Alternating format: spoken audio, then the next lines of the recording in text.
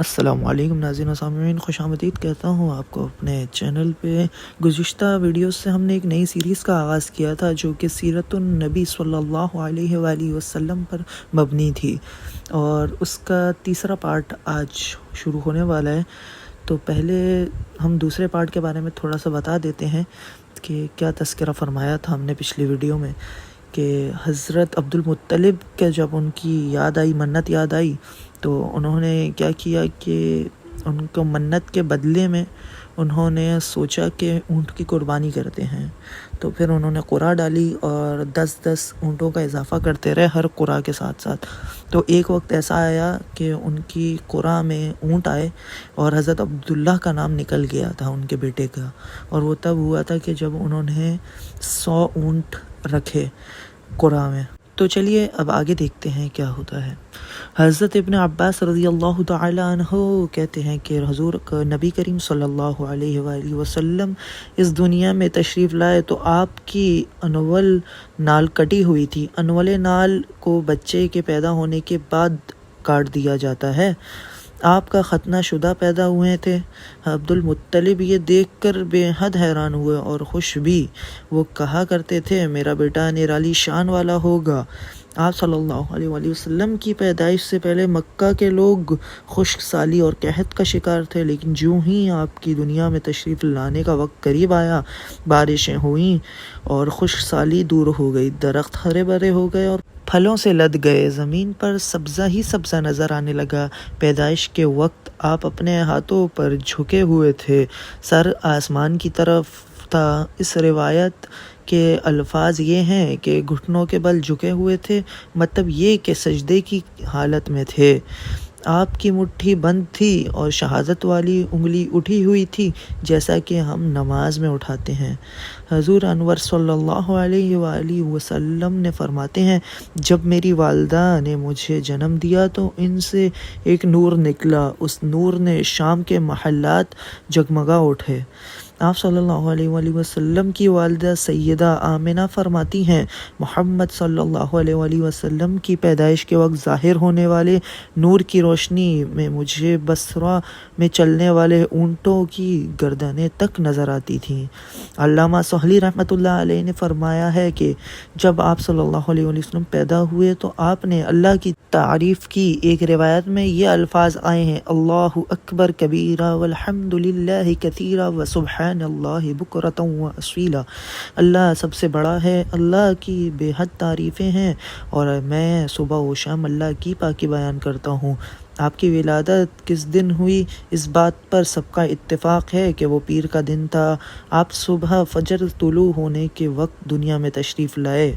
تاریخ پیدائش کے سلسلے میں بہت سے قول ہیں۔ ایک روایت کے مطابق 12 ربیع الاول کو پیدا ہوئے، ایک روایت کے مطابق 8 ربیع الاول کی ہے، ایک روایت 2 ربیع الاول کو پیدا ہوئے۔ اس سلسلے میں اور بھی بہت سی روایات ہیں۔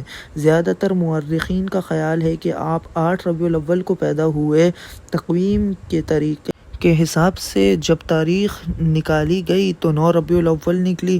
مطلب یہ کہ اس بارے میں بالکل صحیح بات کسی کو معلوم نہیں۔ اس پر سب کا اتفاق ہے کہ مہینہ ربیع الاول کا تھا اور دن پیر کا۔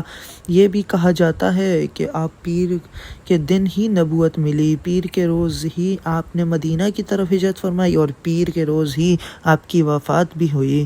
آپ عام الفیل میں پیدا ہوئے، یعنی ہاتھیوں والے سال میں۔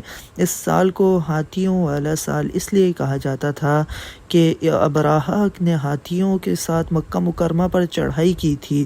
آپ کی پیدائش اس واقعے کے کچھ دن ہی بعد ہوئی تھی۔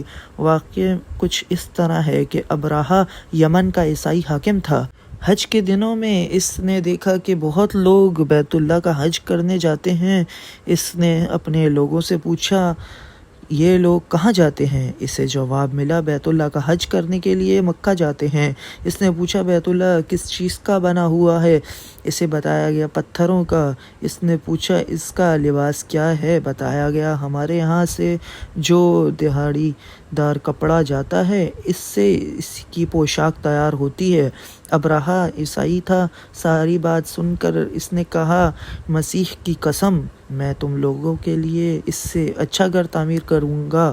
اس طرح اس نے سرخ، سفید، زرد اور سیاہ پتھروں سے ایک گھر بنوایا، سونے اور چاندی سے اس کو سجایا۔ اس نے کئی دروازے رکھوائے، اس میں سونے کے پتھر جڑوائے، اس کے درمیان میں جواہر لگوائے، اس مکان میں ایک بہت بڑا سا یاقوت لگوایا، پردے لگوائے، وہاں خوشبوئیں سلگانے کا انتظام کیا۔ اس کی دیواروں پر اس قدر مشک ملا جاتا تھا کہ وہ سیاہ رنگ کی ہو گئیں، یہاں تک کہ جواہر بھی نظر نہیں آتے تھے۔ پھر لوگوں سے کہا، اب تمہیں بیت اللہ کا حج کرنے کے لیے مکہ جانے کی ضرورت نہیں رہی، میں نے یہیں تمہارے لیے بیت اللہ بنوا دیا، لہٰذا اب تم اس کا طواف کرو۔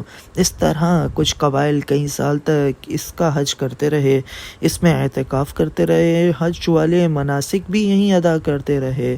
عرب کے ایک شخص نفیر خشمی سے یہ بات برداشت نہ ہو سکی، وہ اس مصنوعی خانہ کعبہ کے خلاف دل ہی دل میں کڑھتا رہا۔ آخر اس نے دل میں ٹھان لی کہ وہ ابرہہ کی اس عمارت کو گندہ کر کے چھوڑے گا۔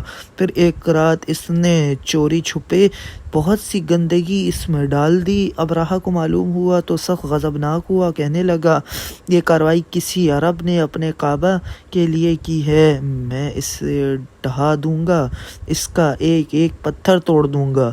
اس نے شام و حبشہ کو یہ تفصیلات لکھ دیں، اس سے درخواست کی کہ وہ اپنا ہاتھی بھیج دیں۔ اس ہاتھی کا نام محمود تھا۔ یہ اس قدر بڑا تھا کہ اتنا بڑا ہاتھی روئے زمین پر دیکھنے میں نہیں آیا تھا۔ جب ہاتھی اس کے پاس پہنچ گیا تو وہ اپنی فوج لے کر نکلا اور مکہ کا رخ کیا۔ یہ لشکر جب مکہ کے قرب و جوار میں پہنچا تو ابرہہ نے فوج کو حکم دیا کہ ان لوگوں کے جانور لوٹ لیے جائیں۔ اس کے حکم پر فوجیوں نے جانور کو پکڑ لیے، ان میں عبد المطلب کے اونٹ بھی تھے۔ نفیل بھی اس لشکر میں ابرہہ کے ساتھ موجود تھا اور یہ عبد المطلب کا دوست تھا۔ عبد المطلب اس سے ملے، اونٹوں کے سلسلے میں بات کی۔ نفیل نے ابرہہ سے کہا، قریش کا سردار عبد المطلب ملنا چاہتا ہے، یہ شخص تمام عرب کا سردار ہے، شرف اور بزرگی اسے حاصل ہے، لوگوں میں اس کا بہت بڑا اثر ہے، لوگوں کو اچھے اچھے گھوڑے دیتا ہے، انہیں عطیات بھی دیتا ہے، کھانا بھی کھلاتا ہے۔ یہ گویا عبد المطلب کا تعارف تھا۔ ابرہہ نے انہیں ملاقات کے لیے بلا لیا۔ ابرہہ نے ان سے پوچھا، بتائیے آپ کیا چاہتے ہیں؟ انہوں نے جواب دیا، میں چاہتا ہوں میرے اونٹ مجھے واپس مل جائیں۔ ان کی یہ بات سن کر ابرہہ بہت حیران ہوا۔ اس نے کہا، مجھے تو بتایا گیا تھا کہ آپ عرب کے سردار ہیں، بہت عزت و بزرگی کے مالک ہیں، لیکن لگتا ہے مجھ سے غلط بیانی کی گئی ہے، کیونکہ میرا خیال تھا کہ آپ مجھ سے بیت اللہ کے بارے میں بات کریں گے، جس کو میں گرانے آیا ہوں اور جس کے ساتھ آپ سب کی عزت وابستہ ہے، لیکن آپ نے تو سرے سے اس کی بات ہی نہیں کی اور اپنے اونٹوں کا رونا لے کر بیٹھ گئے۔ یہ کیا بات ہوئی؟ اس کی بات سن کر عبد المطلب بولے، آپ میرے اونٹ مجھے واپس دے دیں، بیت اللہ کے ساتھ جو چاہیں کریں، اس لیے کہ اس گھر کا ایک پروردگار ہے، وہ خود ہی اس کی حفاظت کرے گا، مجھے اس کے لیے فکر مند ہونے کی ضرورت نہیں۔ ان کی یہ بات سن کر ابرہہ نے حکم دیا، ان کے اونٹ واپس دے دیے جائیں۔ جب انہیں ان کے اونٹ واپس مل گئے تو انہوں نے ان کے سموں پر چمڑے چڑھا دیے، ان پر نشان لگا دیے، انہیں قربانی کے لیے وقف کر کے حرم میں چھوڑ دیا تاکہ پھر کوئی انہیں پکڑ لے تو حرم کا پروردگار اس پر غضبناک ہو۔ پھر عبد المطلب حرا پہاڑ پر چڑھ گئے، ان کے ساتھ ان کے کچھ دوست تھے۔ انہوں نے اللہ سے درخواست کی، اے اللہ، انسان اپنے سامان کی حفاظت کرتا ہے، تو اپنے سامان کی حفاظت کر۔ ادھر سے ابرہہ اپنا لشکر لے کر آگے بڑھا، وہ خود ہاتھی پر سوار لشکر کے درمیان موجود تھا۔ ایسے میں اس کے ہاتھی نے آگے بڑھنے سے انکار کر دیا، وہ زمین پر بیٹھ گیا۔ ہاتھی بانوں نے اسے اٹھانے کی بہت کوشش کی لیکن وہ نہ اٹھا۔ انہوں نے اس کے سر پر ضربیں لگا دیں، آنکھ چبھوئے مگر وہ کھڑا نہ ہوا۔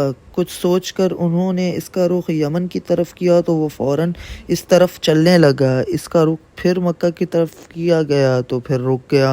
ہاتھی بانوں نے یہ تجربہ بار بار کیا، آخر ابرہہ نے حکم دیا، ہاتھی کو شراب پلائی جائے تاکہ نشے میں اس سے کچھ ہوش نہ رہ جائے اور ہم اس سے مکہ کی طرف آگے بڑھا سکے۔ چنانچہ اسے شراب پلائی گئی، لیکن اس پر اس کا بھی اثر نہ ہوا۔